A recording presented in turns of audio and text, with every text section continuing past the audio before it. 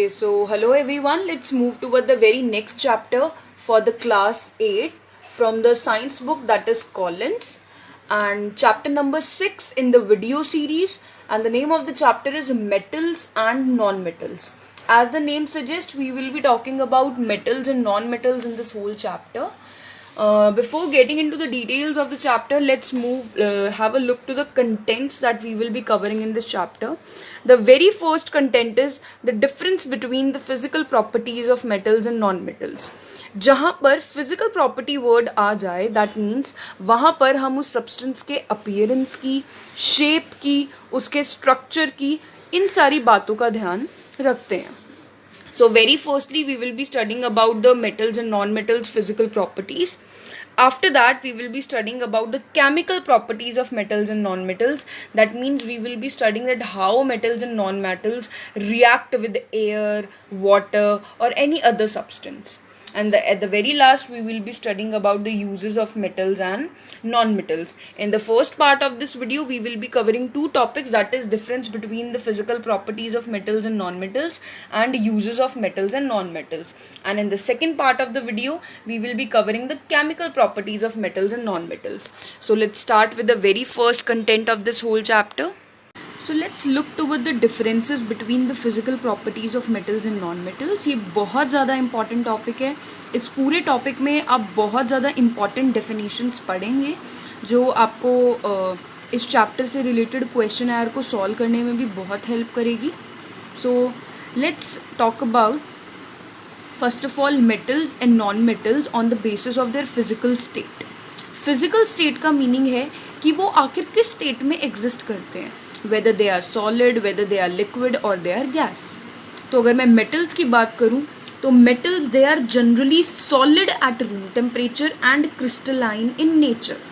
जो metals हैं वो generally room temperature पर solid state में exist करते हैं और उनका nature crystalline होता है, यानी काफ़ी shiny crystalline उनका structure होता है. Examples magnesium, aluminium, copper, iron, aluminium, ये तो आप डेली अपने घरों में कहीं ना कहीं इस मेटल का यूसेज देखते हैं कि वो सॉलिड स्टेट में ही एग्जिस्ट करते हैं. लेकिन सबसे इम्पॉर्टेंट है ये मेटल्स के केस में एक एक्सेप्शन भी है हमारे पास. जहाँ पर सभी मेटल्स रूम टेम्परेचर पर सॉलिड होते हैं, वहाँ पर मरकरी एक ऐसा मेटल है जो लिक्विड स्टेट में एग्जिस्ट करता है. इसका सबसे अच्छा एग्जाम्पल है जो हमारे घरों में कभी पुराने टाइम पर थर्मामीटर्स होते थे जिनमें मरकरी फिलअप होता है. इफ़ यू सी मरकरी वहाँ पर लिक्विड स्टेट में प्रेजेंट होता है. That means mercury is a exception to the metals because all metals are solid in nature. Generally they are solid in nature at room temperature, but mercury is a metal that exist in liquid state. और यहीं अगर मैं non metals की physical state की बात करूँ तो they generally exist in solid और gaseous state at room temperature. Non metals या तो सॉलिड होते हैं या गैसियस स्टेट में प्रेजेंट होते हैं रूम टेम्परेचर पर. इसका एग्जाम्पल है oxygen, chlorine, hydrogen. These are the non metals which exist in gaseous state. लेकिन कुछ सॉलिड नॉन मेटल भी हैं जो कि पाउडरी होते हैं, पाउडरी सब्सटेंस होता है. And there examples are carbon, sulphur, iodine. So these are the examples of the non-metal जो solid state में exist करते हैं, powdery structure जिनका होता है. And these are the examples जो कि gaseous state में exist करते हैं. लेकिन non-metals के केस में भी एक exception है जहाँ पर सारे non-metal सिर्फ gaseous और solid state में exist करते हैं. वहाँ पर bromine एक ऐसा non-metal है जो liquid state में exist करता है. Let me tell you students, ये जो exceptions होते हैं इन cases में ये सबसे ज़्यादा important होते हैं बिकॉज आपका जो क्वेश्चन आयर होता है वो मोस्टली इन्हीं से रिलेटेड होता है. The next physical property is lustre. Lustre का मतलब होता है शाइन. तो ये बहुत ज़्यादा अंडरस्टूड चीज़ है कि अगर मैं मेटल्स की बात कर रही हूँ तो they have lustre, they have shiny surfaces, they have shiny appearance. For example gold, silver, platinum, जो ये सारे के सारे मेटल्स हैं, most of the metals are shiny in nature. उनमें लस्चर प्रेजेंट होता है, दे शाइन. लेकिन हमारे पास एक स्पेशल नोट भी है. सोडियम जो है वो एक ऐसा मेटल है जिसको अगर हम एयर में बहुत देर तक छोड़ दें तो वो अपना लस्टर जो है, अपनी शाइन जो है उसको लूज आउट कर देता है. और यहीं अगर मैं नॉन मेटल्स की बात करूं तो they lack lustre. Non metals के केस में लस्टर नहीं होता, they do not have shiny appearance, they are not shiny. Example chlorine, hydrogen, charcoals, carbon. Charcoal जो होता है वो कार्बन का ही बना होता है. सो नॉन मेटल्स में लस्टर नहीं होता, they do not have any shiny appearance. लेकिन जो सबसे इम्पॉर्टेंट एग्जाम्पल्स यहाँ पर हैं, एक्सेप्शंस जो यहाँ पर हैं, please look at them.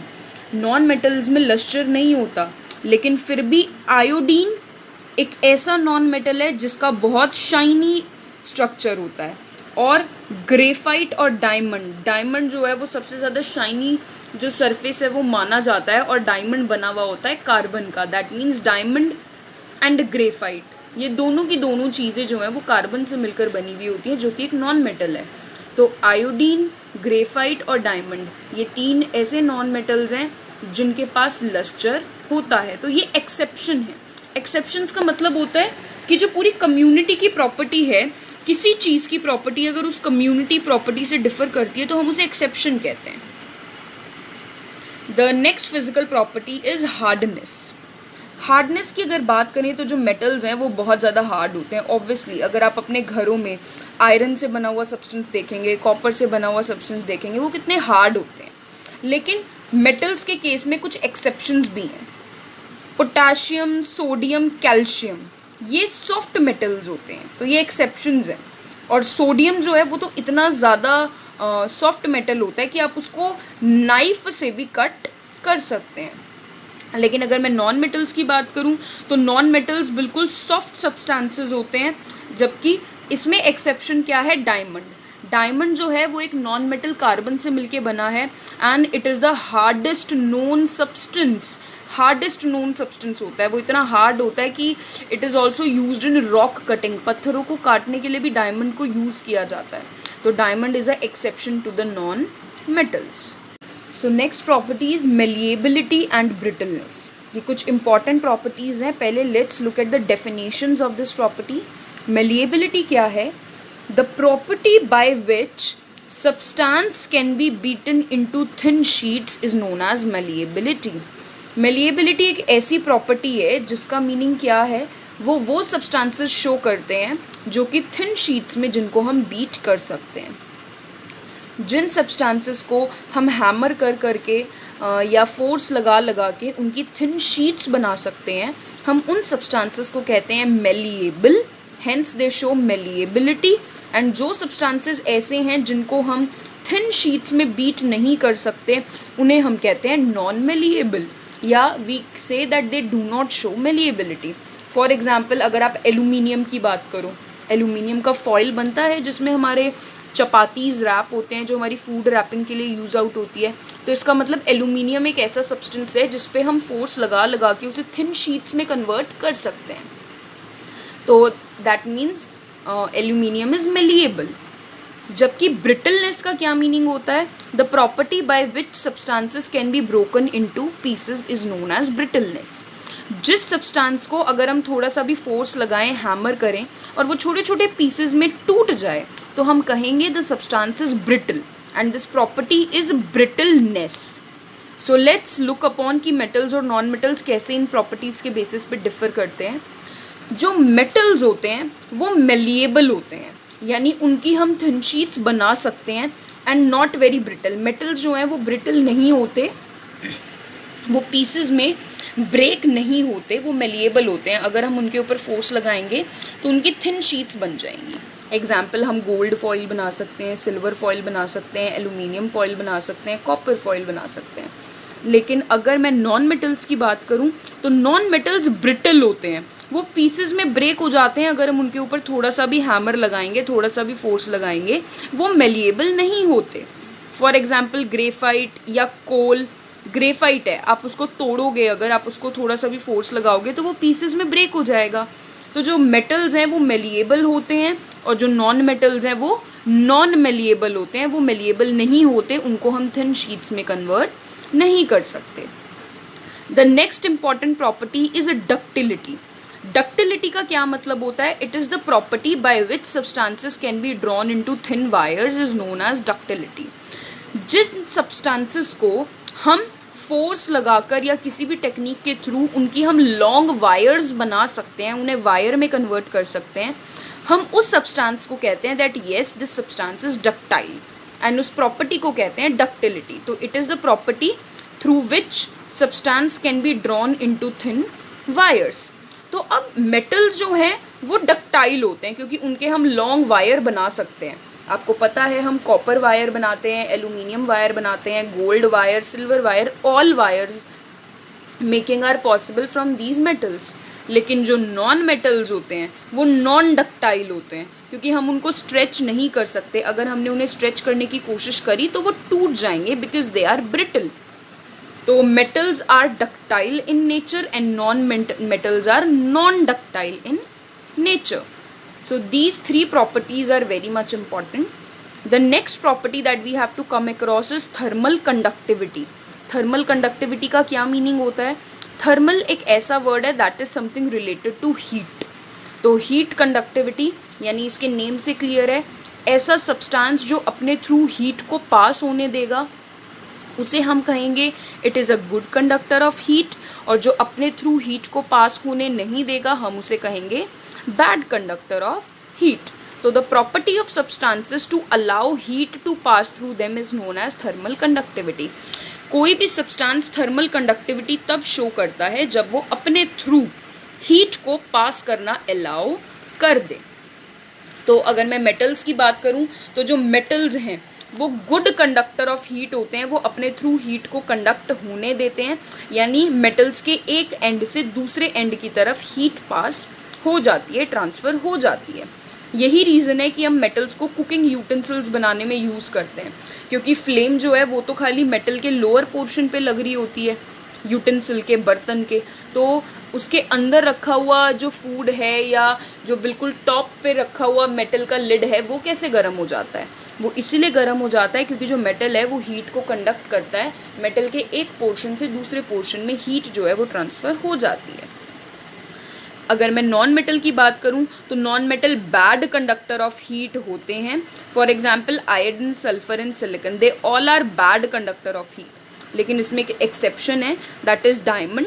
Diamond हमने यहाँ अभी ऊपर पढ़ा था कि डायमंड जो है वो कार्बन का बना हुआ होता है, तो diamond is a good conductor of heat, ये एक एक्सेप्शन है. So these are the differences between the metals and non metals on the basis of thermal conductivity. The next property is electrical conductivity. जैसे thermal conductivity है वैसे ही electrical conductivity. वहाँ हम heat के transfer होने की बात कर रहे थे, यहाँ हम इलेक्ट्रिसिटी के ट्रांसफ़र होने की बात करेंगे. The property of the substance to allow electric current to pass through them is known as electrical conductivity. And जो सब्सटेंसेस अपने थ्रू इलेक्ट्रिसिटी को पास होने देंगे हम उन्हें गुड कंडक्टर्स ऑफ इलेक्ट्रिसिटी कहेंगे, और जो अपने थ्रू इलेक्ट्रिसिटी को पास होने नहीं देंगे उन्हें हम बैड कंडक्टर्स ऑफ इलेक्ट्रिसिटी कहेंगे. आप अपनी प्रीवियस क्लासेस में ऑलरेडी कंडक्टर्स और इंसुलेटर्स के बारे में पढ़ चुके हैं.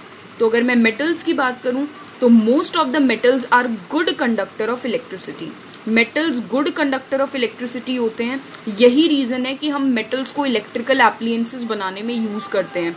जो वायर बनाई जाती है जिसके थ्रू इलेक्ट्रिसिटी हमारे घरों में पहुंचती है वो मेनली कॉपर वायर्स होती हैं. तो अगर मेटल जो हैं वो गुड कंडक्टर ऑफ इलेक्ट्रिसिटी नहीं होते तो हम सारे इलेक्ट्रिकल एप्लायंसेस में मेटल को यूज़ नहीं कर रहे होते. लेकिन अगर मैं नॉन मेटल्स की बात करूं तो वो बैड कंडक्टर ऑफ इलेक्ट्रिसिटी होते हैं, लेकिन इसमें एक्सेप्शन है दैट इज कार्बन. कार्बन की जो ग्रेफाइट फॉर्म है, हमने यहाँ डिस्कस किया था कि कार्बन की दो फॉर्म्स हैं, ग्रेफाइट और डायमंड. जो ग्रेफाइट फॉर्म है कार्बन की वो वाइडली यूज की जाती है due to its conduction of electricity. It is a good conductor of electricity. जो हमारे घरों में सेल्स यूज होते हैं, जो हम रिमोट में डालते हैं, जो बैटरी होती है उसमें डालते हैं, एक्चुअल में उसमें जो मेजॉरिटी ऑफ पोर्शन है वो कार्बन से बना हुआ होता है, ग्रेफाइट से बना हुआ होता है. तो exception in non metals is carbon, जिसका ग्रेफाइट फॉर्म जो है वो गुड कंडक्टर ऑफ इलेक्ट्रिसिटी होता है. The very last physical property on which we have to differentiate metals and non-metals is sonority. The property by which substances can produce a ringing sound when they are stuck with a hard object is known as sonority. Sonority वो property है जिसकी वजह से अगर हम किसी भी substance को स्ट्रक करते हैं किसी हार्ड ऑब्जेक्ट से, यानी किसी हार्ड ऑब्जेक्ट से अगर हम उसे हिट करते हैं तो वो एक रिंगिंग साउंड प्रोड्यूस करे, तो इस प्रॉपर्टी को बोला जाता है सोनोरिटी। जिन सब्सटेंसेस को अगर हम हार्ड ऑब्जेक्ट से हिट करेंगे और वो रिंगिंग साउंड प्रोड्यूस करेंगे उन्हें हम कहते हैं सोनोरस सब्सटेंसेस, और जो रिंगिंग साउंड नहीं प्रोड्यूस करेंगे उन्हें हम कहते हैं नॉन सोनोरस सब्सटेंसेस। जो मेटल्स हैं वो सोनोरस होते हैं। मेटल्स को जब हम किसी हार्ड ऑब्जेक्ट से अगर हिट करते हैं तो वो रिंगिंग साउंड प्रोड्यूस करते हैं ना। यही रीज़न है कि इलेक्ट्रिक बेल्स बनाने के लिए या किसी भी तरीके की बेल बनाने के लिए मेटल्स को यूज़ किया जाता है, क्योंकि आप इलेक्ट्रिक बेल का स्ट्रक्चर ऑलरेडी पढ़ चुके हैं। इलेक्ट्रिक बेल में क्या होता था, हम एक मेटल के गोंग को हैमर से हिट करते थे और उसमें से आवाज़ आती थी, तो इसका मतलब मेटल जो है वो सोनोरस है। उसको जब हम हार्ड सब्सटेंस से हिट करते हैं तो वो साउंड प्रोड्यूस करता है, रिंगिंग साउंड। लेकिन जो नॉन मेटल्स होते हैं वो नॉन सोनोरस होते हैं, वो कोई रिंगिंग साउंड प्रोड्यूस नहीं करते। और साथ में एक इम्पॉर्टेंट कॉन्सेप्ट मुझे और बताना है, एक टर्म होती है जिसे हम कहते हैं ओर्स। जो ओर्स हैं वो क्या होते हैं, हमारे नेचर में ऐसे नेचुरल रिसोर्स हैं ओर्स, जिसमें से हम मेटल्स को एक्सट्रैक्ट करते हैं प्रॉफिटेबली। एक्चुअल में जो हमें मेटल्स मिलते हैं वो कहाँ से मिलते हैं, वो हमें नेचर से ही मिलते हैं। वो metals in natural substances ores में। Okay, so this is the complete table showing the uses of metals and non-metals. First of all, let's look upon the uses of metals. Common metals जो हम अपनी daily life में use करते हैं, they are copper, iron, aluminium, gold and silver, magnesium, zinc and lead. अगर मैं copper की बात करूं तो कॉपर सबसे ज़्यादा इलेक्ट्रिकल एप्लायंसेस बनाने में यूज़ होता है, वायर्स बनाने में, केबल्स बनाने में, कार के रेडिएटर्स बनाने में और यूटेंसिल्स बर्तन बनाने में, किचनवेयर बनाने में कॉपर यूज़ होता है।